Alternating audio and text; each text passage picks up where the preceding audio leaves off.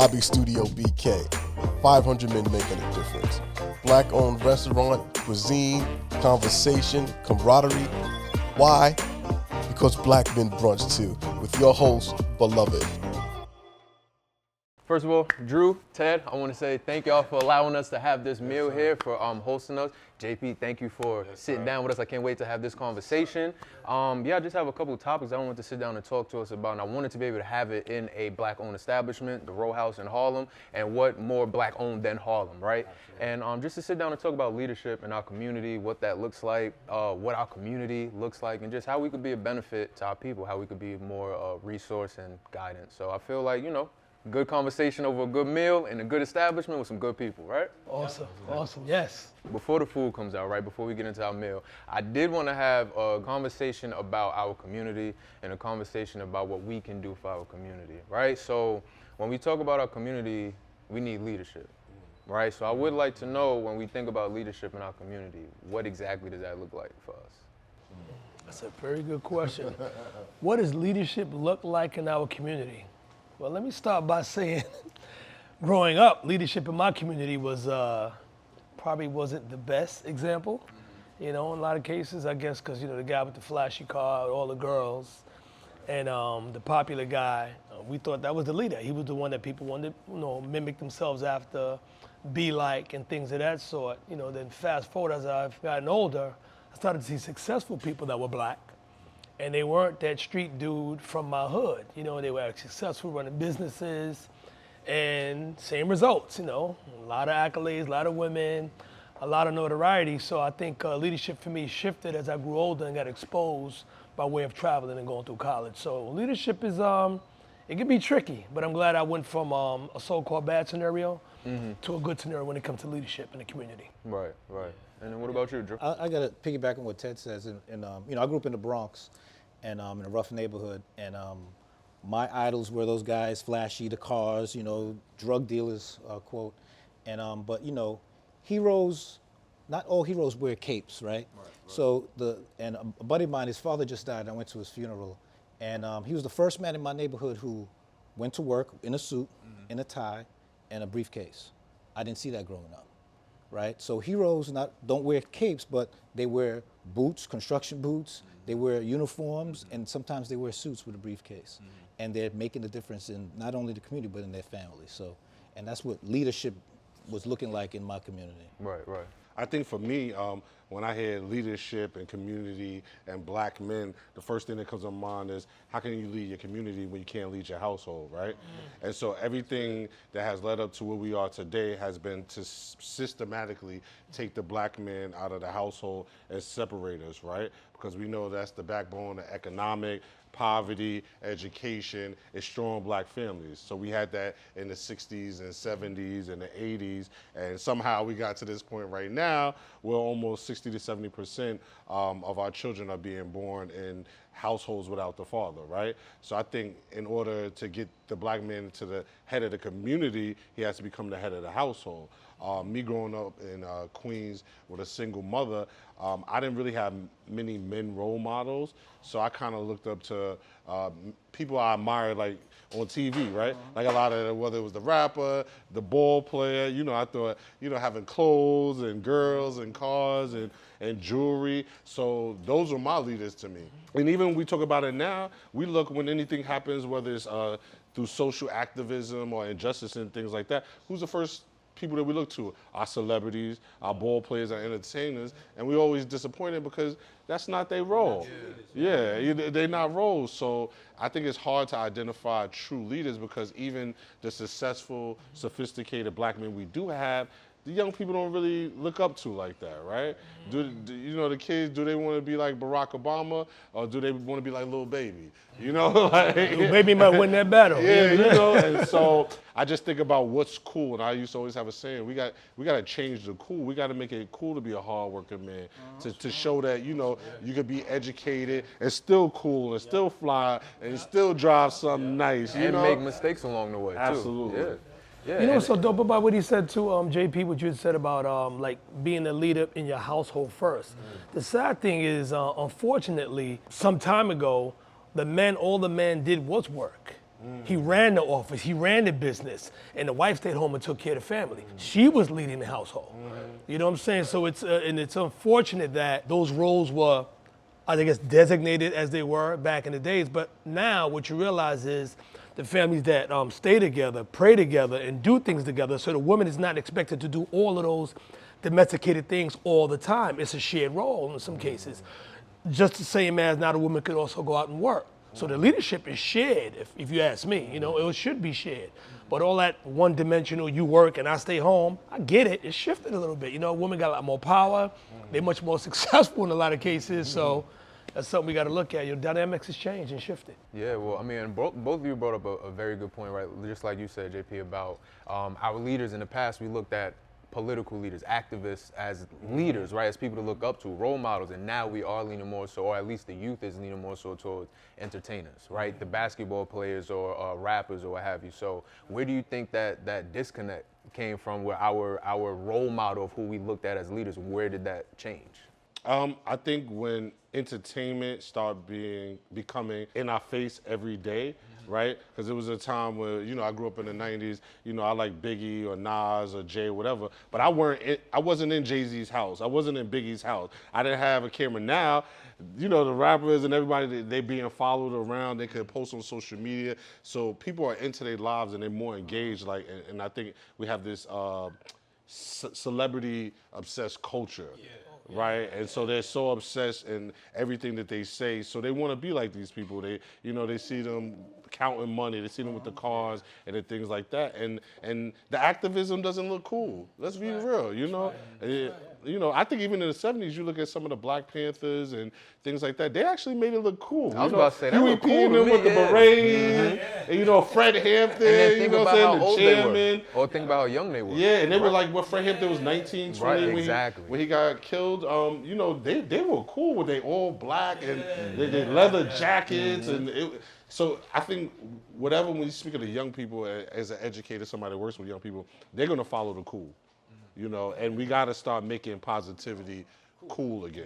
I agree. You know? Totally agree. Totally agree. Absolutely, absolutely. And I think when it comes to leadership too, is also being able to give a place to just be like yourself, or a place to learn, right? So we have Black-owned restaurants and Black-owned businesses somewhere like Row House, where you can come and you can actually see a Black man doing something with his life that you can look at. Even if you may not have a direct conversation, you can at least see, well, that's what a leader looks like. That's somebody who's telling other people what to do. That's somebody who's, you know, helping other people out. You're giving people a job. Now they can support their own family and stuff like that. So I think too, when it comes to leadership, is also just providing a guidance, right? But being a resource to somebody too, whether it's direct or indirect, just being able to be that for somebody. Yeah, and I think when leadership, you hit on guidance, right?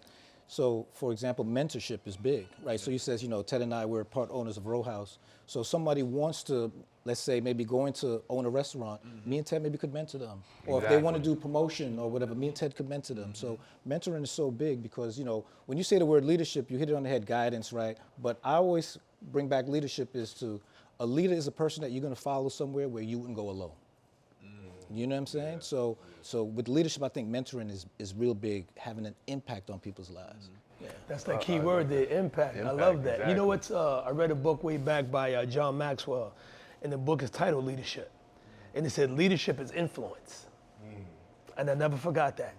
And another thing that resonated with me when it comes to being a leader, to be a leader is not to be the exception, it's to be the example.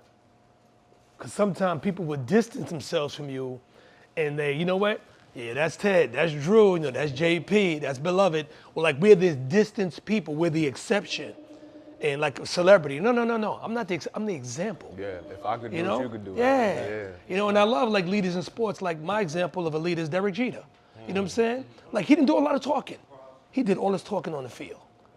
He's the example of leadership, and I love that, man. I just like that, what that did for me, because Muhammad Ali is one of the few who can talk about it and be about it. But some people, you gotta lead by example. Right, and so going with that, right, you said impact, Drew and Ted, you said being an example. So what what does it take to be that leader?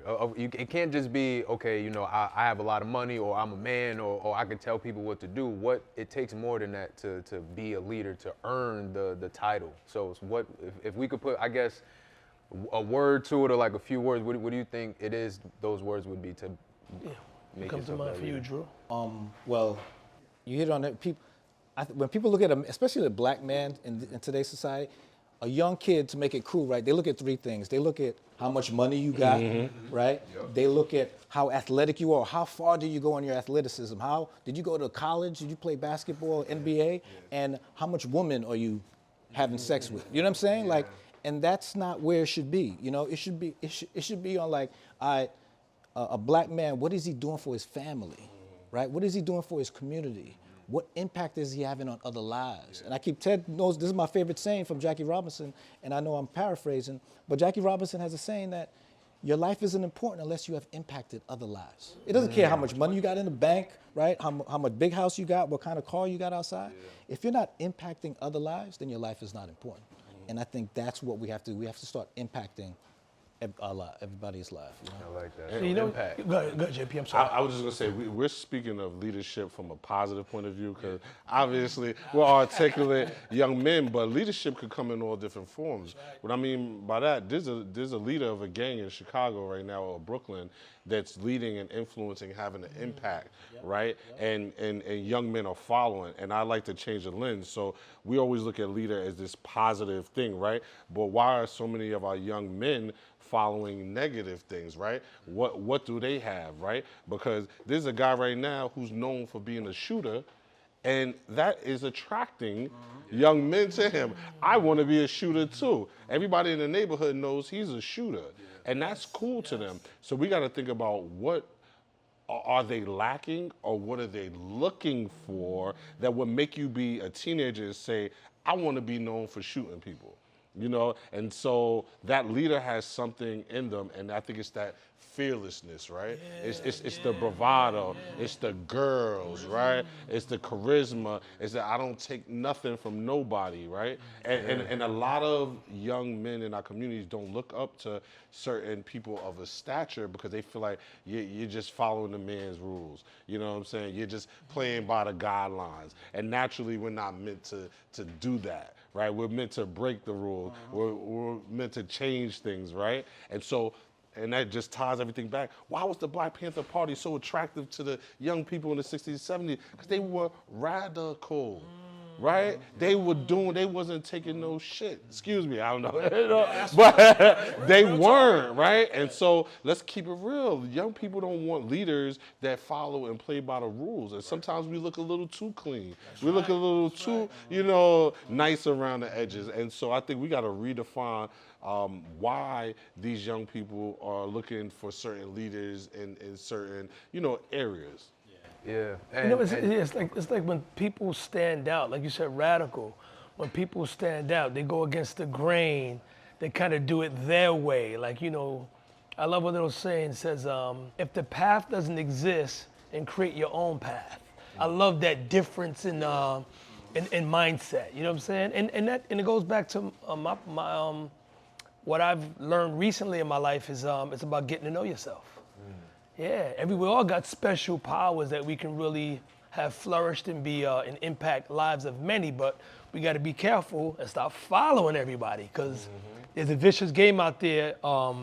It's called follow the follower. Everyone's playing it, but very few leaders. That's real. And when we talk about leadership, right, and what makes us a leader, what are we leading, right? We're leading our community, right? And our community could be the people in our house. The community could be the people at work, the people that look like us, or the people that we have things in common. So when we think about the community that we're leading, what exactly is our community, right? Who are we leading? What does that look like? Do we even got communities anymore? Exactly. I know, right? Right? Yeah. The housing project? Right? I mean, I will say, because it's tough to answer that question, right? And no matter what generation it is you come from, I feel like it's a struggle to answer that, and it's gonna look different for every generation. But I do feel like, again, just going back to places like, you think about organizations like 500 Black Men, you think about places like Row House, right? There is community. We just have to notice when the community looks different.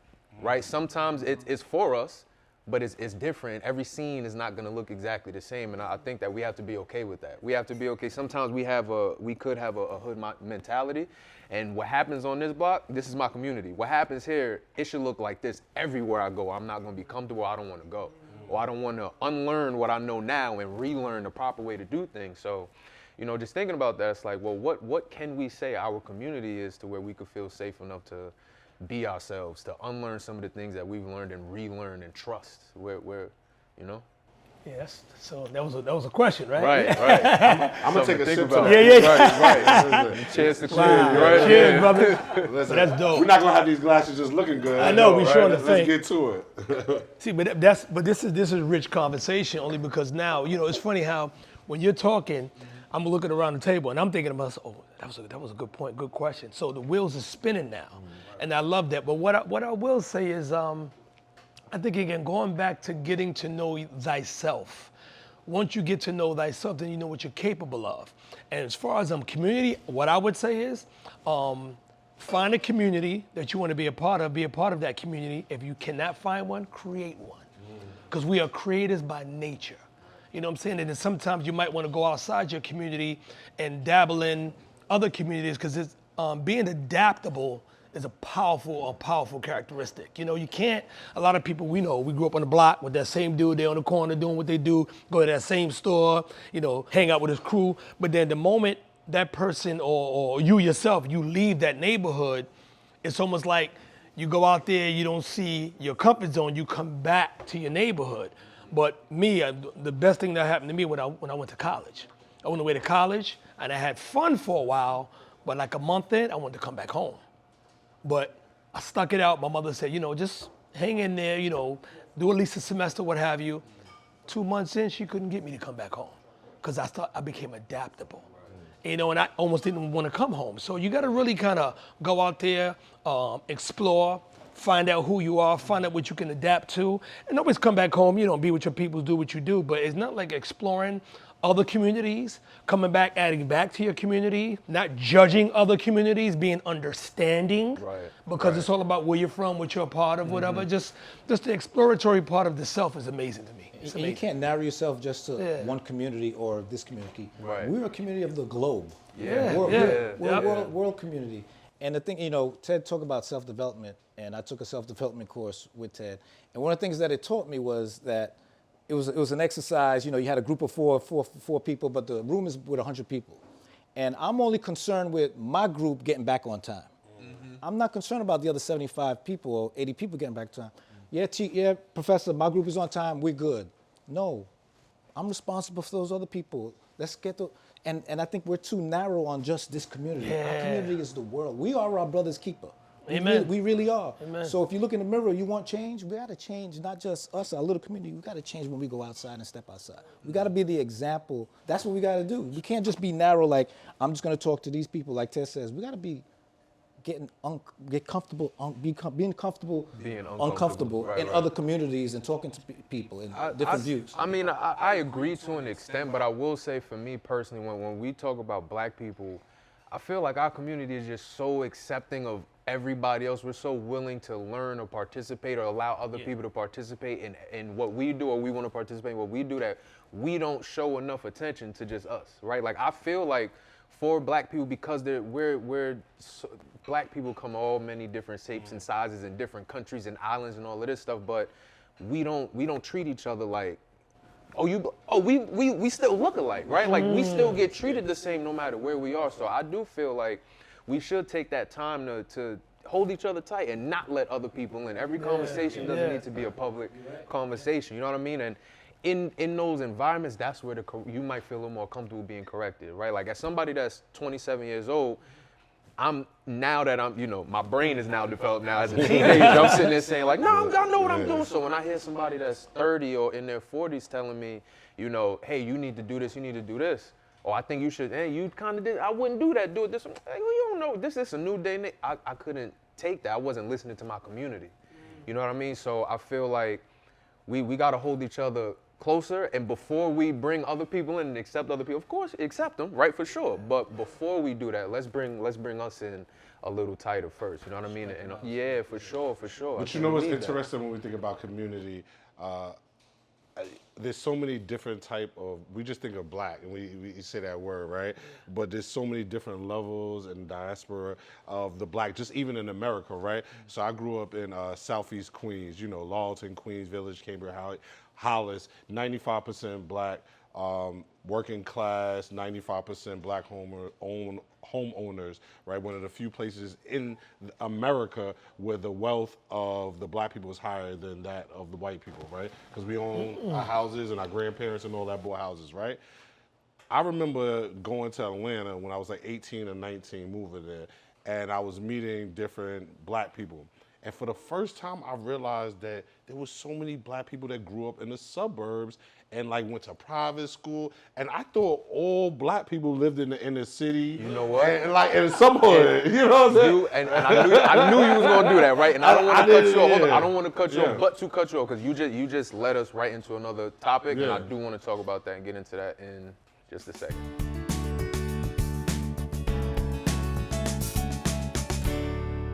Do you think black men are good leaders in the black community? I definitely do. I do believe we have a lot of black men that are great leaders in a lot of capacities, in raising families and maintaining household, in being activists. So I'm actually quite proud of, I'm actually quite proud of my black men. However, is there more opportunities for them to do better? Definitely. I would not disregard the fact that there are a lot of systemic barriers that prevent black men from living up to their full potential. Given the opportunity, a lot of black men would do so much better. Not that they're not doing good, but there is a lot of room for improvement. Now we got to really ask the serious question, which is, are black men really the leaders? Like, are we doing what we should to deserve the right to be called leaders, right? And I'll tell you the reason why I'm asking the question is because everything we just talked about or described, it seems like black women are at the head of that, or at least participating in it way more than we are. Mm-hmm. So are we the leaders? Are we, like, how can we? I think at the end of the day, it goes back to the household, right? Mm-hmm. So if we don't have that respect from our children and our women, it's hard to say that we really run or lead our communities, in my opinion. Well, when you start saying words like respect, the next question I ask is respect just given or is it earned?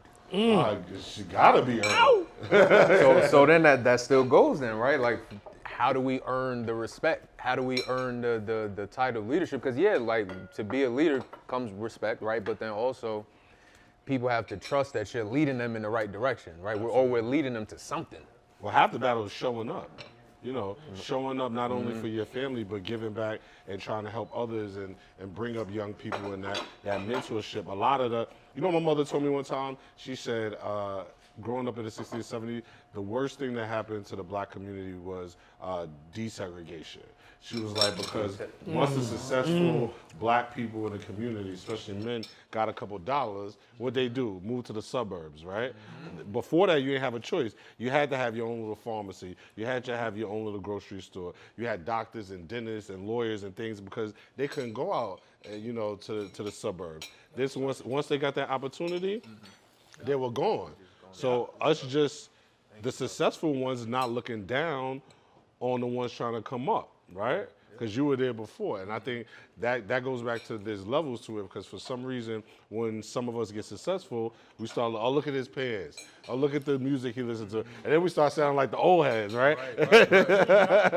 Listen to that music back in my day, you know. So I think showing up and being leaders for those that are still underserved and haven't figured out the right way is very important as well. Right, and what you said, Drew, that's kind of why I brought that up of I think we should be more selfish with our community because you brought up a very good point, JP, which is we get some type of success or at least we get structure or some type of foundation. The first thing we do is leave our people. We go somewhere else. Absolutely. Right, so how, again, like with leadership, we're leading, okay, I'm going to lead my people away from my people. You get what I'm saying? Like, how can we, of course it then goes back to community, but in leader we have to lead the community to just better so we don't have to leave. We don't have to leave in order to feel safe.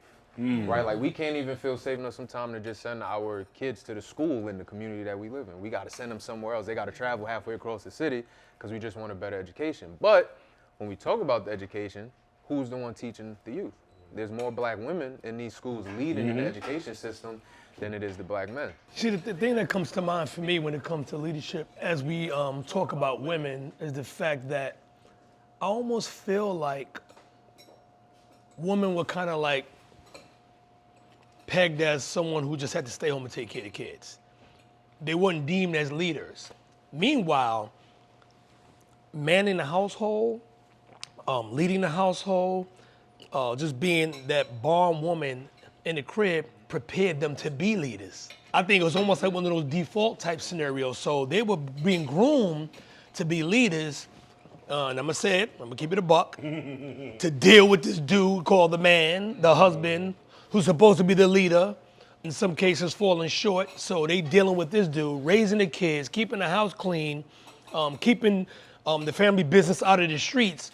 They were being groomed for being excellent leaders. Then some of them, as time moved on, to become, go to school, graduate, still raise the kids, still take care of that man, provide for him and put food on the table.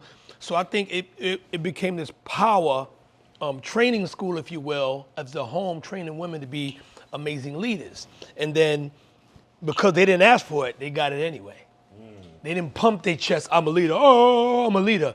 They became leaders by default based on how they were portrayed and some of the tasks they had to perform for the family. So it's powerful. And I only say that because, and I know this just by our conversation, us here sitting at this table here, no disrespect to our fathers, but my mother was the bomb. My mother was an example of a leader. My two sisters, amazing leaders. So a lot of my leadership qualities came from them. My father did what he did. He only did what he knew to do, so I'm not hating and getting mad at him for that, but my mother was amazing.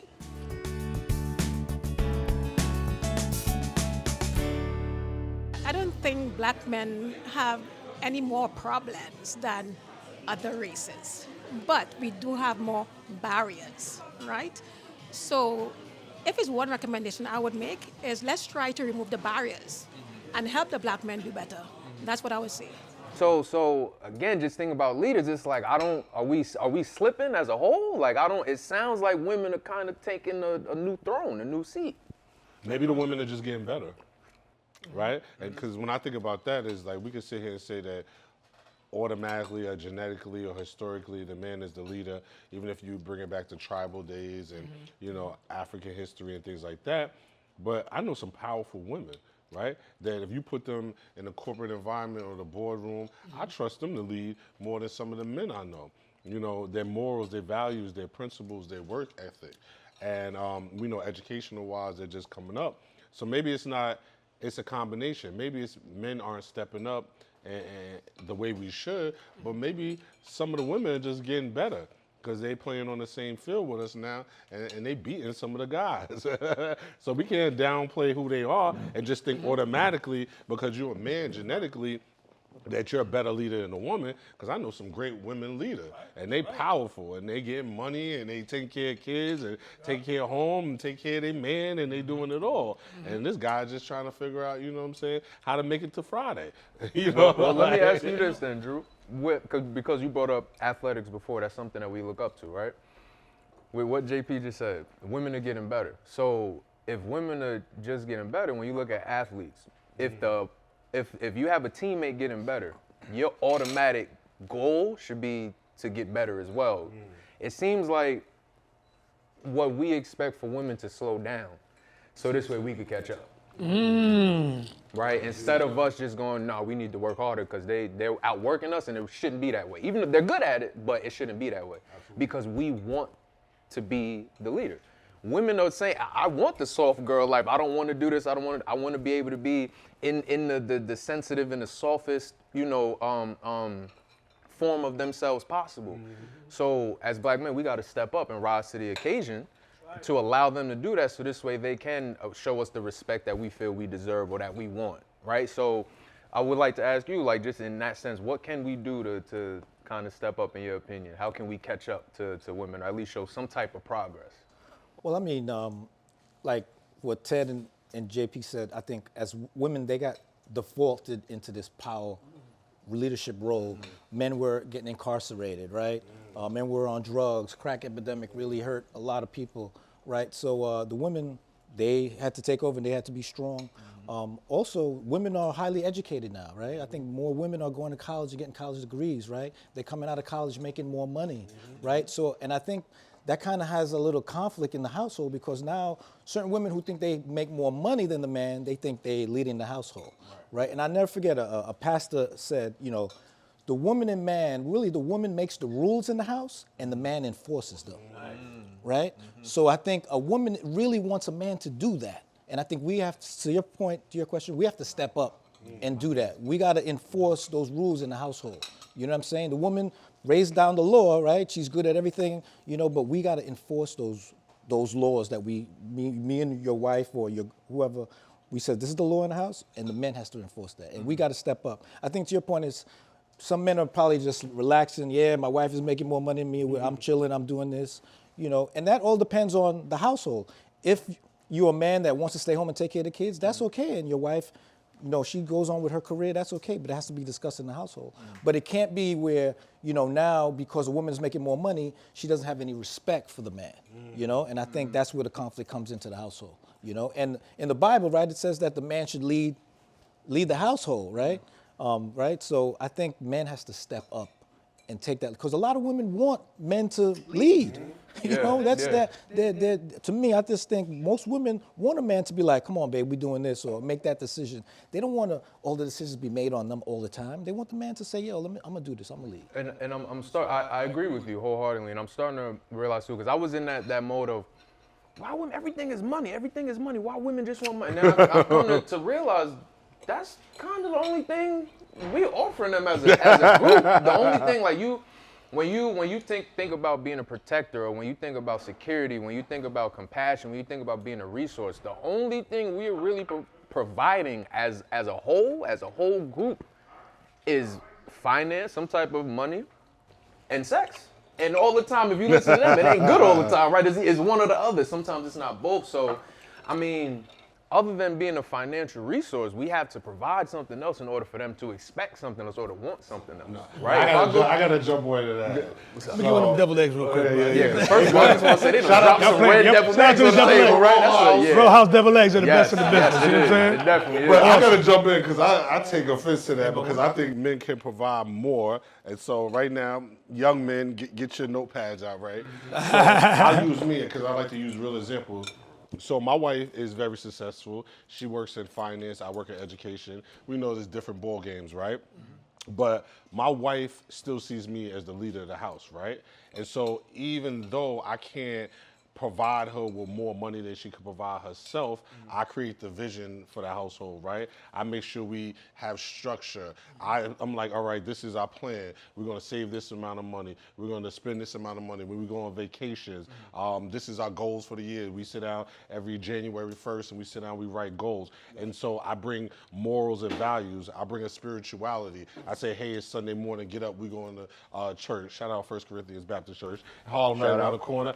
But I provide that, and then I provide that also motivation to say, even though we have careers and we're doing okay, we still should want more. Because sometimes, let's be men and women, they get comfortable. So I'm like, all right, we don't have kids right now, so why aren't we doing things after work? What's your side hustle? Do you want to work in corporate America forever? And so I provide that motivation. I provide those morals, those values, those protections. She knows when she's with me, she's protected.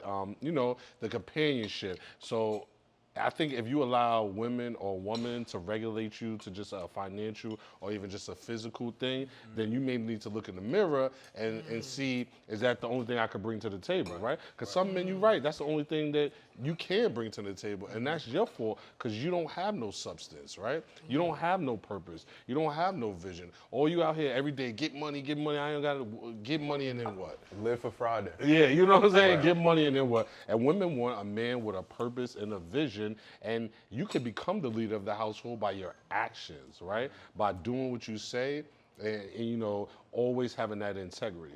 So I think, you know, as men, we have to be leaders, but we got to lead by example. And women will follow. Like you said, my wife don't want to have to worry about, you know, some of the tedious things. Right. She just want to, like, where we going, what we doing, man. Right, You right, know? exactly. No, but I got a question for you, JP. Yeah. Check this out.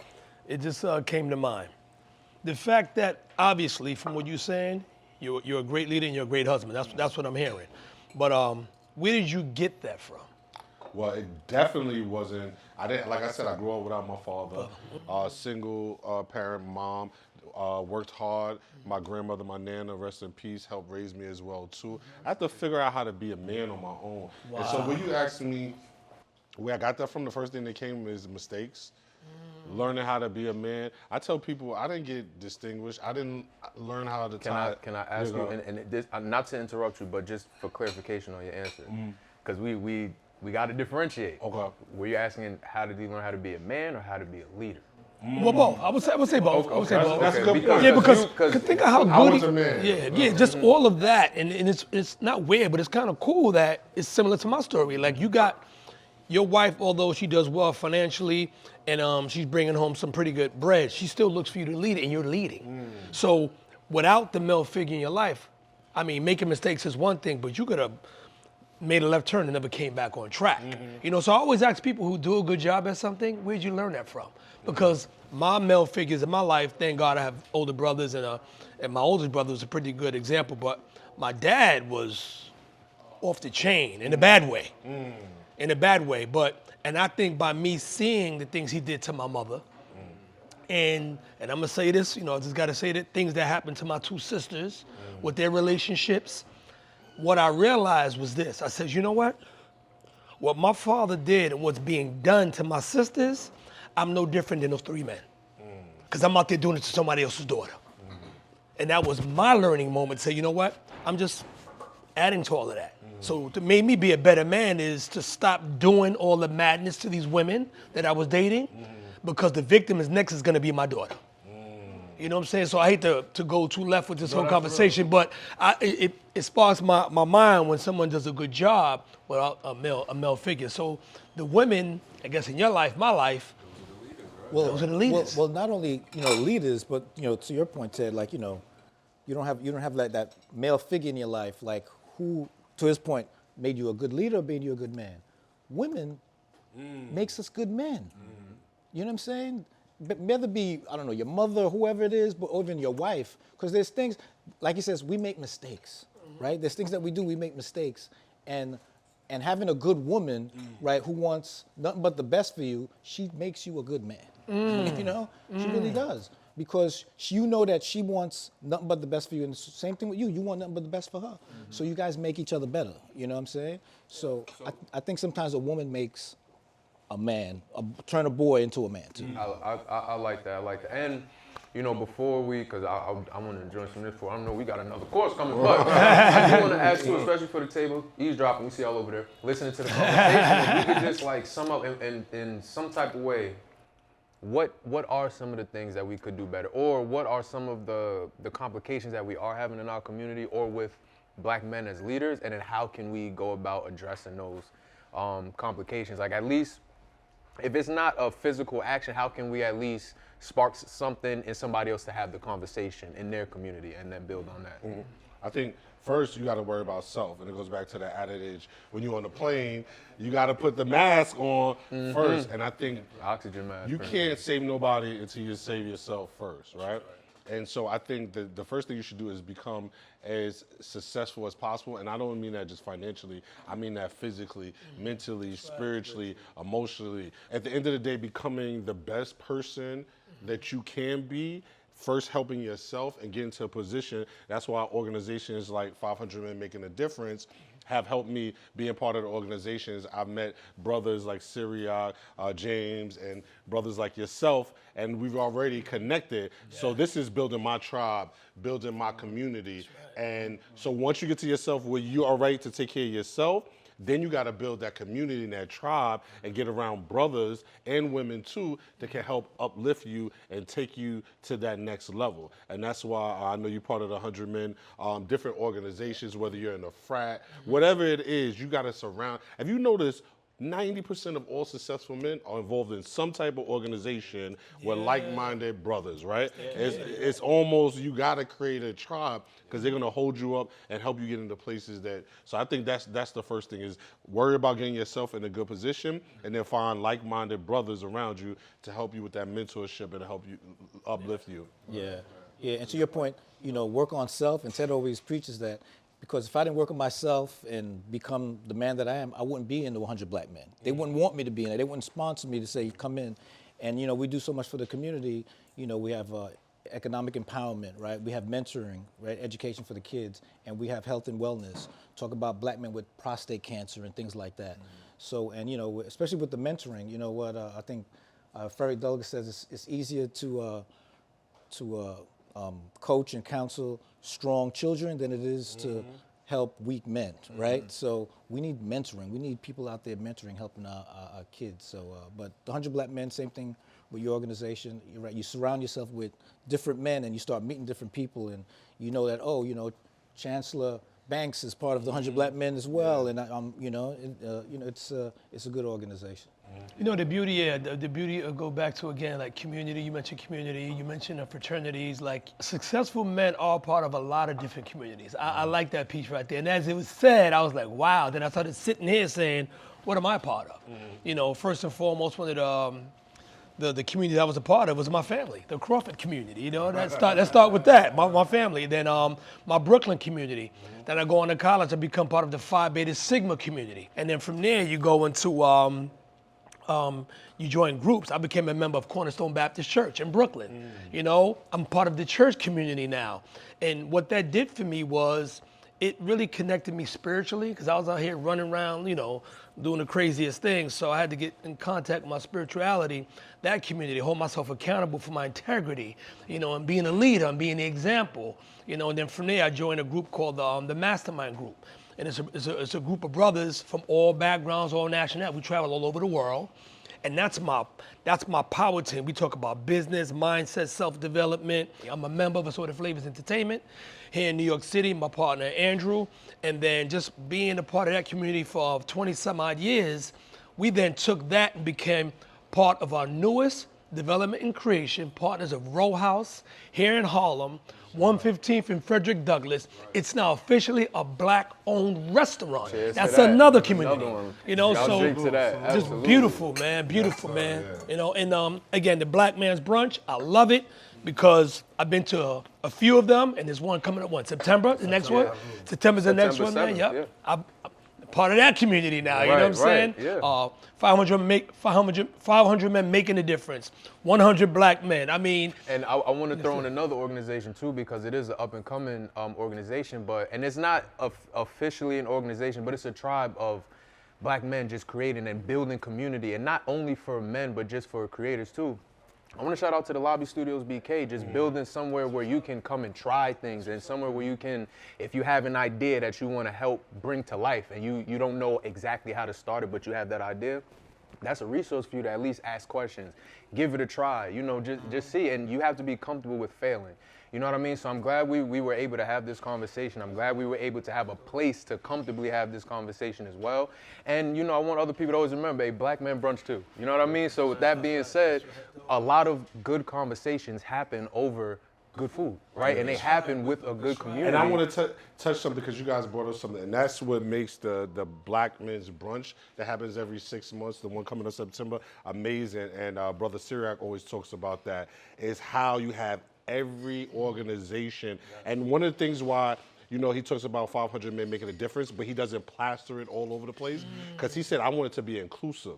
Because all these other organizations, sometimes they just make it feel like if you're not a part of that organization, then you're an outcast or whatever, right? But now we got all these different organizations, whether you're a frat, whether you're a Mason, whether you're 100 men, different studio, everything come together every 6 months. And we have people like the Earn Your Leisure brothers, Don Peebles, Pastor A.R. Bernard, Eric Adams is there every time, right? And so one of the things we want to start doing, and I might be going ahead, is we want to start getting maybe like a pin, right?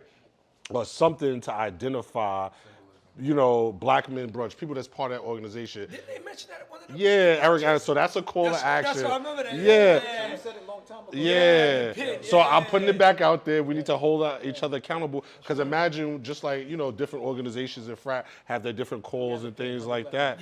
But what if you have one, and this is the ultimate organization because it has everything under one umbrella, and we come together every 6 months at the brunch, and we break bread, we network, we listen to some great dynamic motivational speakers, and I'm sure we'll be connecting a lot more. Absolutely. And I get excited every time I meet some brothers that's doing something positive. That's a fact. That's a fact. Black So men let's we go. brunch. We That's brunch. right. Yeah, Black we men brunch. brunch too. So I'm gonna go ahead and just break the fourth wall, look directly into the camera, and look at the other people that are dining with us here at the Row House, because this is a full house, right? Our mics are just beautiful. So what I want to just go out and say is, people, look, there are places for us to go, right? There is community, and correction is not punishment. So just because you see somebody that looks like you telling you that you might be doing something not the right way, just listen to it. Think about it. Do some self-reflection, see what we could do better. But also seek guidance, seek resources. And we want you to keep in mind, 500 Black Men Brunch too. And we also want you to know that this was produced by the one and only Lobby Studios BK. So shout out to Uncle Ev, shout out to Ted, shout out to Drew, shout out to everybody at this table, Row House, and thank y'all for this good food. And we about to finish our meal. We'll check y'all out next time.